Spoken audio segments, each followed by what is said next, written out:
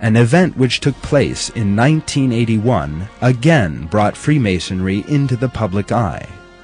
Police officials conducting an investigation in Italy obtained a list of members of the Propaganda du Masonic Lodge, P2 for short. That list contained the names of senior civil servants, the police chiefs of 4 large Italian cities, industrialists, financiers, the editors of a famous newspaper, and TV stars. The name at the top of the list was that of Licio Gelli.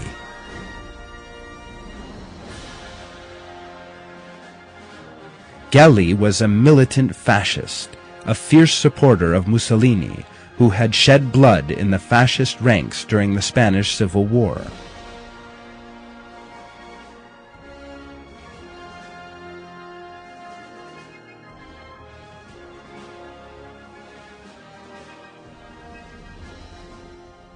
He was now Grand Master of the P2 Lodge. The investigators revealed that the lodge played a major role in the running of the state, was involved in a large part of the corruption in Italy, and even that it was the most powerful arm of the Italian mafia. P2 was the main player in a number of bombings and assassinations, and enjoyed close relations with the famous Gladio organization. Documents collected by the Parliamentary Investigation Commission revealed that P2 was an international organization influential in all fields, from arms trading to crude oil prices. The Italian press devoted considerable space to P2's illegal activities. The P2 Lodge continued the Masonic tradition with the strange ceremonies it practiced, as well as with its political activities. Following the corruption scandals with their links to Freemasonry, Operation Clean Hands was launched, though to no avail. The Masons knew all too well how to cover their tracks. P2 is only one example of the way the Masons organize inside the state. There are hundreds of Masonic lodges all over the world which secretly carry out illegal activities which never come to light. The ultimate aim of all these is the ideal of Masonic world domination, which they have inherited from the Templars.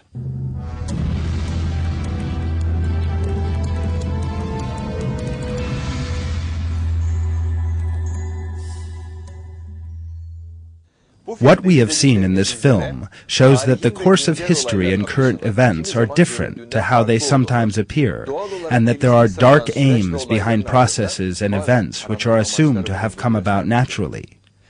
As God reveals in the Quran, in Surah 16, there are those who plot evil actions, and these sometimes have a greater influence than is supposed.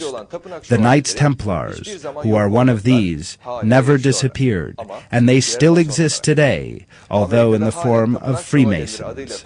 Lodges, which still meet today in America under the name of the Knights Templars, are active as a branch of Freemasonry.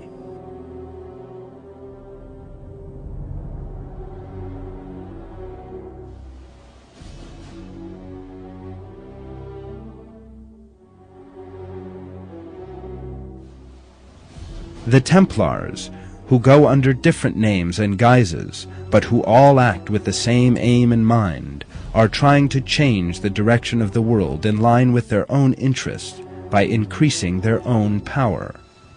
They have used all possible methods to that end, and are still doing so today.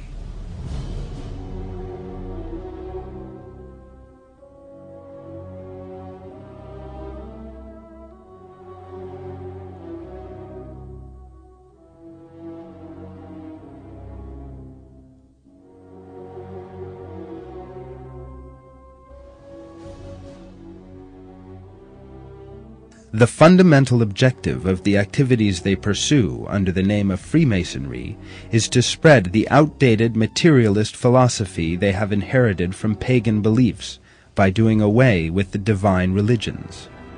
That is why they support such atheistic ideas as Darwin's theory of evolution, materialism, and humanism, and seek to use a wide range of concepts, including science, art, the media, literature, and music, for their own ends. In the Quran, God describes those who oppose the true religion and proper moral values as corrupters, and describes their end thus: As for those who did not believe and barred access to the way of God, we will heap punishment on top of their punishment, because of the corruption they brought about.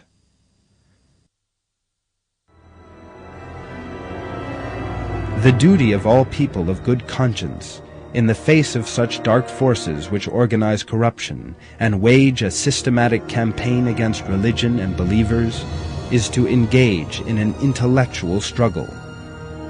The solution to the erroneous philosophies which these dark forces would impose on mankind lies in the moral values of the Quran. Believers who fulfill that responsibility achieve the honor of being a means whereby God's promise in the Quran will come about.